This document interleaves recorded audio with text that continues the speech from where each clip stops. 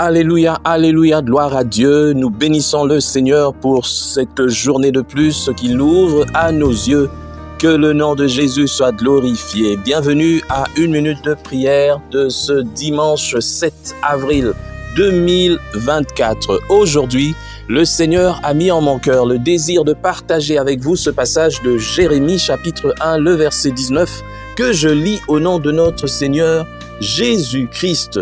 Et ils combattront contre toi, mais ils ne prévaudront pas sur toi, car moi, je suis avec toi, dit l'Éternel, pour te délivrer. Ils vont te combattre, mais ils n'arriveront pas à te vaincre, car moi, l'Éternel des armées, je suis avec toi pour te délivrer. Mon frère, ma sœur, je bénis le Seigneur pour cette parole ô combien merveilleuse. Durant plusieurs années, avant que je ne puisse me lancer totalement dans l'œuvre de Dieu et que je réponde à cet appel, j'ai eu à vivre beaucoup de choses qui m'ont déconcerté, beaucoup de choses qui m'ont marqué à tout jamais. Cette réclamation de l'ennemi, cette réclamation constante de l'ennemi me faisait penser de fois à ce que Jérémie, le prophète Jérémie donc, vivait. Le prophète Jérémie disait dans Jérémie 15, « Malheur à moi, ma mère, de ce que tu m'as fait naître homme de dispute et de querelle pour tout le pays. Je n'emprunte ni ne prête, et cependant tous me maudissent. » Je vivais des choses compliquées, parce qu'il y avait des gens qui avaient décidé à ma place pour traiter des alliances en mon nom pendant que j'étais peut-être un petit enfant. Et ces choses ont commencé à jouer sur moi lorsque j'ai grandi. Et surtout lorsque j'ai pris la décision de servir le Seigneur. Alors le diable s'est fâché et il a commencé à me réclamer et tout ça. Et j'avais beaucoup de gens qui me détestaient pour rien, même quand j'avais rien fait. Je me disais, mais Seigneur, suis-je maudit ou quoi?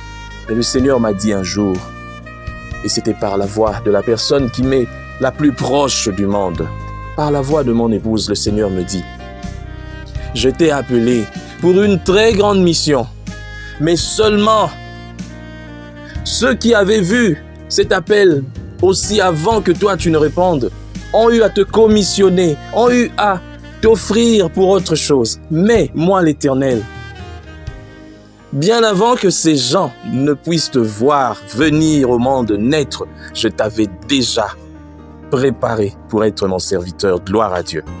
Et ces choses ont tellement retenti dans mes oreilles.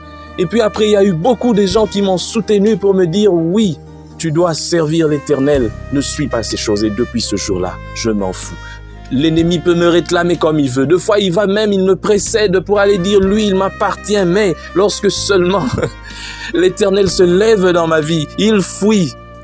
Et dès aujourd'hui, j'aimerais que ce soit aussi le cas pour toi. Peut-être tu es aussi ce genre de personne avec une grande mission de dénoncer les œuvres du mal et surtout les œuvres du mal des ténèbres qui se passent dans l'Église. Dénoncer tout ce qui se passe dans l'Église afin que l'Église soit purifiée. Ça, le diable n'aime pas. Mais c'est une grande mission. Voilà pourquoi je te dis, ils te feront la guerre. Lui et ses acolytes, il mettra même des gens qui sont appelés des chrétiens et d'autres même des serviteurs de Dieu connus, mais seulement mal intentionnés, pas préparés et même déjà conquis par lui. Pour te faire du mal, pour te rabaisser, pour te distraire afin que tu ne fasses pas ton travail. Mais je te dis, ils ne te vaincront pas tant que toi, tu vas rester dans la norme.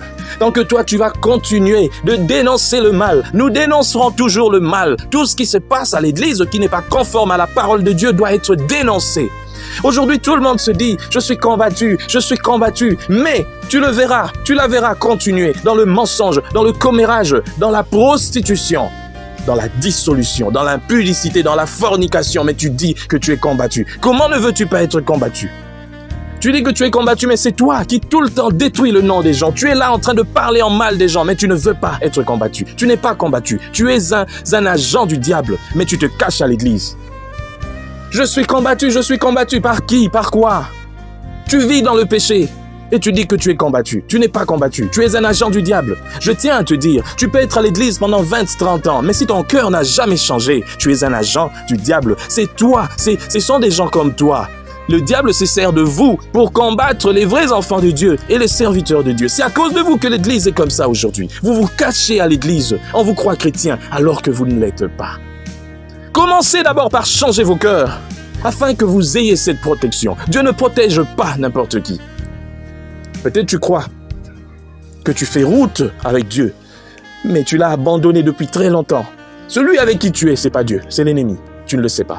Et ça se voit parce que tu es à l'église chaque dimanche, tu es à la veillée, tu es à la montagne, tu prophétises, tu fais toutes ces choses, mais tu vis toujours dans le péché. Tu n'as jamais changé. Et l'Esprit de Dieu n'est pas en toi. Pose-toi la question, tu prophétises par quel esprit? Par quel esprit tu prophétises? Oui, pose-toi la question. Le péché ne peut pas cohabiter avec le Saint-Esprit. Impossible. Alors, si tu vis toujours dans le péché et que tu as des combats dans ta vie, ce n'est pas Dieu. Ce n'est pas l'ennemi qui te combat, mais c'est toi-même qui es en pleine guerre contre toi-même. Tu es en guerre contre toi-même et l'ennemi est là pour souffler seulement. Il te donne des armes pour que tu te détruises toi-même. Mais je te donne une chance aujourd'hui de t'en sortir. Viens ou bien reviens alors si tu es tombé. Ne reste pas dans cet état. Jésus est là, il veut te relever. Et lorsque tu te seras relevé, ou bien alors lorsque tu lui donneras ta vie, là tu peux dire qu'ils te combattront, mais qu'ils ne te vaincront pas. Non, n'utilise pas abusivement les passages bibliques. Que Dieu bénisse sa parole, nous prions. Seigneur, merci pour cette parole. Seigneur, beaucoup de gens utilisent abusivement cette parole. Oh, il y a des gens qui sont en guerre contre eux-mêmes. Et par-delà, par ricochet, en guerre aussi contre toi. Alors que tu les aimes d'un amour vrai. Mais ils n'ont jamais voulu changer. Je prie pour que, Seigneur, ces paroles puissent atteindre leur cœur, percer, Seigneur, ce mur de verre, afin qu'ils puissent changer. Ils sont à l'église, mais ne changent pas. Ils sont à l'église, mais continuent toujours d'être commères, songi. Ils sont à l'église, mais vivent dans le péché, dans la masturbation, dans la fornication, dans la dissolution. Ils sont à l'église, mais ils font la magie. Ils sont dans les sciences occultes. Ils sont dans l'église, mais c'est eux qui combattent l'œuvre de Dieu. Seigneur, délivre-les du malin au nom de Jésus-Christ. Amen. Bon dimanche à tous. Chers frères et sœurs, dans le Seigneur, vous avez l'occasion de servir Dieu avec votre temps, avec votre intelligence, mais aussi avec vos moyens. Soutenez, restez unis dans 1 minute de prière chaque jour. Écrivez-nous, envoyez vos dons ici. Que Dieu vous bénisse.